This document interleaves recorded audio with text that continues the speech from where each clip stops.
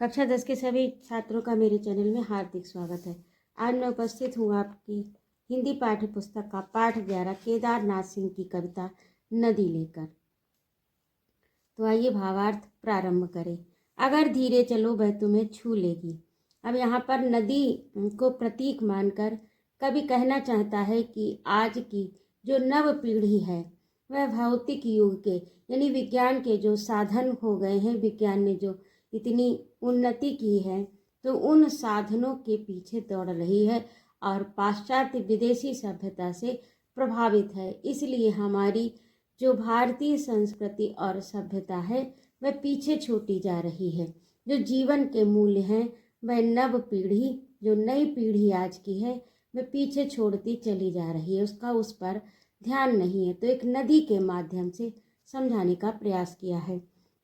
अगर धीरे चलो वह तुम्हें छू लेगी। अब कवि कहता है कि अगर तुम धीरे चलोगे तो वह तुम्हें छू लेगी, अर्थात इस भौतिक युग की अंधी दौड़ में इतनी तेज मत चलो कि तुम्हारे मूल्य और संस्कार, संस्कृति, सभ्यता सब पीछे छूट जाए। तो अगर धीरे चलोगे तुम तो क्या होगा, ये जो सभ्यता और संस्कार रूपी नदी है वह तुम्हारे साथ चलेगी। दौड़ो तो छूट जाएगी नदी। और यदि आप दौड़ने लगोगे इस भौतिक युग की रफ्तार में, यदि आप दौड़ने लगेंगे तो क्या होगा, अगर ले लो साथ, दौड़ोगे तो छूट जाएगी नदी। तो ये नदी जो संस्कार की है, सभ्यता की है, वह छूट जाएगी। अगर ले लो साथ, वह चलती चली जाएगी कहीं पर, कहीं भी। यदि उसको साथ ले लोगे यानी अपनी सभ्यता और संस्कृति की नदी को साथ लेकर चलोगे तो वह चली जाएगी कहीं भी। जहाँ तुम जाओगे तुम्हारे साथ साथ वह जाएगी, फिर तुम्हारा साथ नहीं छोड़ेगी अगर तुम उसको साथ ले लोगे।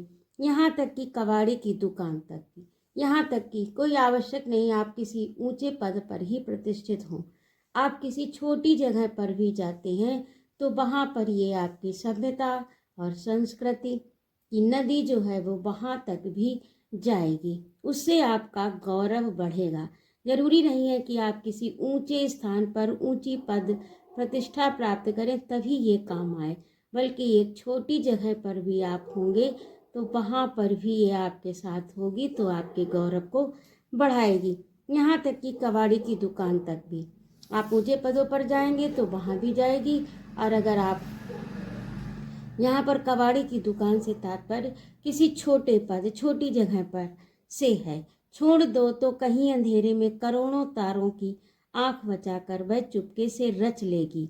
अगर उसे छोड़ दोगे, यदि आप अपनी सभ्यता और संस्कृति को छोड़ दोगे तो क्या करेगी, तो वही अंधेरे में जहाँ से तुम छोड़ दोगे उसी अंधेरे में गुम होकर करोड़ों तारों की आंख बचाकर वह चुपके से रच लेगी एक समूची दुनिया। तो भी वह नष्ट नहीं होगी, बल्कि क्या करेगी, करोड़ों तारों की आंख बचाकर। अर्थात जो तुम उसे छोड़ रहे हो तो उस छोड़ने में वह नष्ट नहीं होगी बल्कि बनी रहेगी और अपनी दुनिया कहीं न कहीं बसा लेगी। कहीं मतलब घोंघा का इसमें आगे दिया है कि वह चुपके से रच लेगी एक समूची दुनिया। वह फिर भी करोड़ों तारों की आंख बचाकर, यानी जिस प्रकार से आकाश मंडल में, नव मंडल में करोड़ों तारे होते हैं और उनकी जो रोशनी है, जो देदीप्यमान उनकी ज्योति है, उनकी आंख बचाकर, इतनी आंखों के देखने पर भी वह अपनी दुनिया बचा लेगी। और कैसे बचाएगी, वह चुपके से रच लेगी एक समूची दुनिया। वह संपूर्ण दुनिया अपनी रच लेगी एक छोटे से घोंघे में। सच्चाई यह है कि तुम कहीं भी रहो, एक छोटे से घोंघे में, एक घोंघा जो है बहुत छोटा सा स्थान, यानी नदी का एक जीव, जलचर, और उसमें यदि नदी का थोड़ा सा भी पानी चला जाए तब भी उसका अस्तित्व बच जाएगा। यानी वह करोड़ों तारों की आंख बचाकर अपने अस्तित्व को छोटे से स्थान पर भी सुरक्षित कर लेगी और अपनी एक नदी रूपी सभ्यता, अपनी एक दुनिया रच लेगी। सच्चाई यह है कि तुम कहीं भी रहो, तुम्हें वर्ष के सबसे कठिन दिनों में भी प्यार करती है एक नदी। यानी जो तुम्हारी सभ्यता है, जो तुम्हारी संस्कृति है, जिसमें तुम रचे बसे हो, जिसमें तुम पले और बढ़े हो, वह तुम्हें कभी नहीं छोड़ती। तुम भले ही इस अंधी दौड़ में उसे छोड़ दो, लेकिन वह तुम्हें कभी नहीं छोड़ती। तुम्हारे दुख के दिनों में, तुम्हारे सुख के दिनों में, जब तुम्हारे जीवन में सबसे कठिन दिन होंगे, तब भी वह तुम्हारा मार्गदर्शन करेगी, तुम्हें दुलार करेगी, तुम्हें प्यार करेगी। और जब तुम्हारे सुख के दिन होंगे, तब भी वह तुम्हें सहारा देगी। यानी दोनों तरफ से, चाहे तुम्हारे सुख के दिन हो अथवा कठिन दिन हो, तुम्हें वर्ष के सबसे कठिन दिनों में भी प्यार करती है एक नदी। एक नदी अर्थात तुम्हारी सभ्यता, तुम्हारी संस्कृति तुम्हें तब भी प्यार करती है। नदी जो इस समय नहीं है इस घर में, यानी नदी, सभ्यता, संस्कृति जो इस समय आज की जो परिवेश है, जो वातावरण है, उसमें सभ्यता और संस्कृति दम घोट रही हैं। लोग पाश्चात्य संस्कृति से प्रभावित हो रहे हैं और उसी प्रकार की जीवनचर्या को अपने में धारण कर रहे हैं। तो वही कवि कहता है कि नदी जो इस समय नहीं है इस घर में नहीं है, यानी यहाँ पर संस्कृति, सभ्यता लोप हो चुकी है। लोग पाश्चात्य सभ्यता के हिसाब से जी रहे हैं, अपनी संस्कृति का त्याग कर चुके हैं। पर होगी जरूर कहीं ना कहीं। ये जरूरी नहीं है कि इस घर में नहीं है तो उसका अस्तित्व ही खत्म हो गया। वह कहीं ना कहीं जरूर तुम्हें मिल जाएगी, जरूर कहीं ना कहीं होगी। किसी चटाई, यानी किसी चटाई पर होगी, अर्थात निर्धनता पर। चटाई पे कौन लेटता है? गरीब। यानी कहीं गरीब के घर में होगी, कहीं निर्धन, क्योंकि यहाँ पर चटाई का जो प्रयोग किया है वह बहुत सारगर्भित है। चटाई यानी गरीब, निर्धन व्यक्ति जो अंधी दौड़ में इतना आगे नहीं जा पाया, इस भौतिकवादी युग में जो धन के अभाव में पीछे रह गया, वो सभ्यता और संस्कृति के साथ एक किसी कोने पर चटाई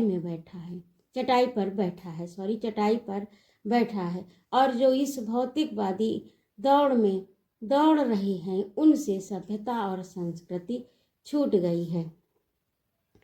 पर होगी जरूर कहीं ना कहीं किसी चटाई या फूलदान के नीचे, यानी कहीं पर फूलदान के नीचे। अब फूलदान से तात्पर्य है कि जो ऊंचे दर्जे के लोग हैं और उनके जो फूलदान है उसमें कहीं पर छिपी अवश्य होगी। जैसे गरीब की चटाई पर होगी तो जो ऊंचे दर्जे के लोग हैं उनके यहाँ फूलदान में होगी। वह फूलदान के नीचे चुपचाप बहती हुई कभी सुन लेना। कहाँ सुनना? जब सारा शहर सो जाए। अब यहाँ पर सारा शहर से तात्पर्य जब तुम्हारी इस भौतिकता की दौड़ जो चल रही है उसका शोर थम जाए, थोड़ा सा कम हो जाए, थोड़ी सी शांति हो जाए, तब तुम उस आवाज़ को सुनना। और कैसे सुनना? हृदय के कपाट, तो किवाड़ों पर कान लगा।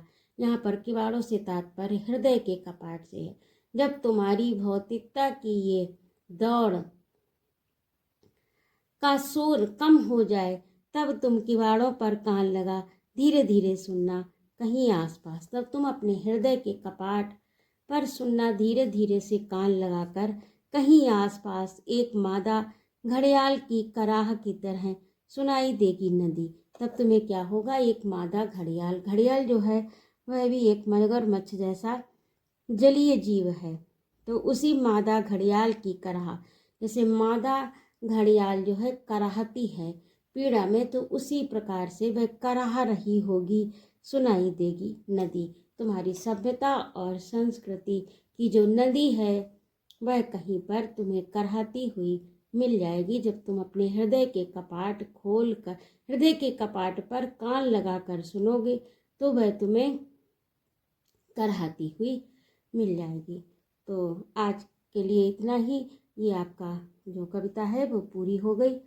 और यदि आपको मेरी प्रस्तुति अच्छी लगी हो तो कृपया मेरे चैनल को सब्सक्राइब अवश्य करें, लाइक और कमेंट करें तथा अपने मित्रों में शेयर करें। जय माँ भारती।